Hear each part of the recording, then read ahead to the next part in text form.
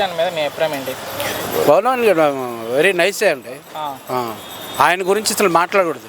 అలాంటి నాయకులు ఇంకా మన తెలుగు రాష్ట్రాల్లో ఇద్దరు ముగ్గురు రావాలండి. ఇంతకుముందు ఎవరినో వినేవాళ్ళం అండి. పని లేక ఇబ్బంది పడుతుంటే పని కల్పించారు మహారాజులని. అలాగే ఆయన భావాలు, ఆయన సొంత డబ్బులు ఖర్చు పెట్టి ఎక్కడెక్కడో కొండ ప్రాంతాలు, గిరిజన ప్రాంతాలు తిరిగి వాళ్ళకి నీటి సౌకర్యం, కరెంట్ సౌకర్యం, రోడ్డు సౌకర్యాలు అన్నీ కల్పించి ఆయన చూసి నేర్చుకోవాలండి. వాస్తవం అది. ఎందుకంటే కదమ 174 మంది ఎమ్మెల్యేలు కూడా ఎవరైనా సరే, ఏ ప్రతిపక్షంలో ఉన్న వాళ్ళైనా సరే, వైసీపీ కానీ, బీజేపీ కానీ, టీడీపీ కానీ, ఎవరైనా సరే పవన్ కళ్యాణ్ గారి లాగా ఒక 4-5 కష్టపడితే ఆంధ్రప్రదేశ్ చాలా ముందుకెళ్ళి. సో మొన్న ఆయన మాట్లాడుతూ వార్నింగ్ కూడా ఇచ్చారు వైసీపీ వాళ్ళకి. మేము వచ్చేస్తాం, ఏదో చేస్తాం, అధికారులను కూడా అరెస్ట్ చేస్తామంటున్నారు. మీరు అధికారంలో ఉన్నప్పుడే మమ్మల్ని ఏం పేకలేపి ఇప్పుడు ఏం చేస్తారని అడిగారు ఆయన. సో మీరు చూసే ఉంటారు అది. అవును సార్, ఆయన్ని ఎంత విధిగా వేధించారో. ఆయన ఓడిపోయినా సరే, ఓడిపోయావు, నువ్వు ఓడిపోయావు, మీ అన్నయ్య గారు ఓడిపోయారు, అన్ని మంది అంత చేసినా ఏమున్నా సరే ఆయన నిలదొక్కొని కింద పడి లేచి ఇప్పుడు ఏ రేంజ్లో ఉన్నారో అందరూ చూస్తున్నారు. నిన్న మాట్లాడుతూ పరిస్థితులు అవసరమైతే చొక్కా కూడా మడత పెడతాను, ఎట్టి పరిస్థితుల్లో వైసీపీని మాత్రం రానివని అంటున్నారు ఆయన.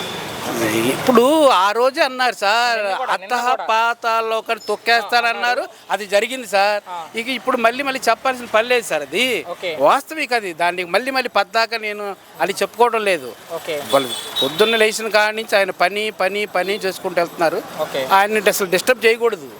అది పని చెయ్యకపోతే పవన్ కళ్యాణ్ గారు మీరు పని చేయలేదు, ఇది జరిగింది, చంద్రబాబు నాయుడు గారు మీరు వర్క్ చేయలేదు, ఇక్కడ ఇది పేదలు అల్లాడిపోతున్నారు, వీళ్ళకి రైతులకి డబ్బులు రావలేదు, పేదలకి ఇది జరగట్లేదు అని రోజు తెలవ చెప్తే బాగుండు. అంతేగాని ఇంకా వాళ్ళని ఊరక విమర్శించడం బాగోదు. ఇక ఫైనల్గా ఒక్క మాటలో మీ అభిప్రాయం ఏంటంటే పవన్ కళ్యాణ్ గారు నిజంగా చాలా ఏంటంటే ఆయన ఎలక్షన్లో ఓడిపోయినప్పుడు, ఆయన లాస్ట్ టైము 5 సంవత్సరాలు కష్టపడి తిరిగినప్పుడు ఆయన ఎంత ఆవేశంగా ఉన్నారో అందరం చూసాము. కానీ ఆయన చీఫ్ మినిస్టర్ గారు అయిన తర్వాత, డిప్యూటీ చీఫ్ మినిస్టర్ గారు అయిన తర్వాత ఆయనలో చాలా మార్పు వచ్చింది. అసలు విమర్శించట్లేదు యాక్చువల్గా. ఆయన పని, నేనేదో చేసే పని ఇది అని చెప్పుకుంటూ పోతున్నాడు. ఆయన అలాగే ఉంటే ఇక నెక్స్ట్ ఆయన ఇంకా పైకి ఎదుగుతాడని ఆశిస్తున్నాను. మీద మీ అభిప్రాయం ఏంటి?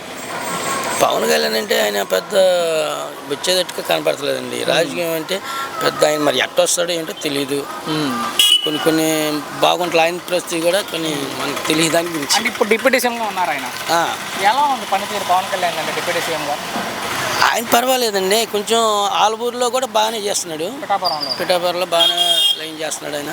అంటే ఇప్పుడు మన రాష్ట్రంగా డిప్యూటీ సీఎం ఆయన చేస్తున్నారు. మంచి డిప్యూటీ సీఎం చేస్తున్నారులేండి. అంటే మన వాళ్ళు తిరిగి రోడ్లు వేస్తున్నారు, అవన్నీ చేస్తున్నారు. వాళ్ళు అయితే ఏదో మనకి అంత తెలియదు కానీ అంతకుముందు చాలా డబ్బు పెట్టాడు కదా ఆయన. సొంత డబ్బు పెట్టాడంట కదా. మొన్న కూడా అంత మహిళా క్రికెటర్లు సొంత డబ్బులే పెట్టారు.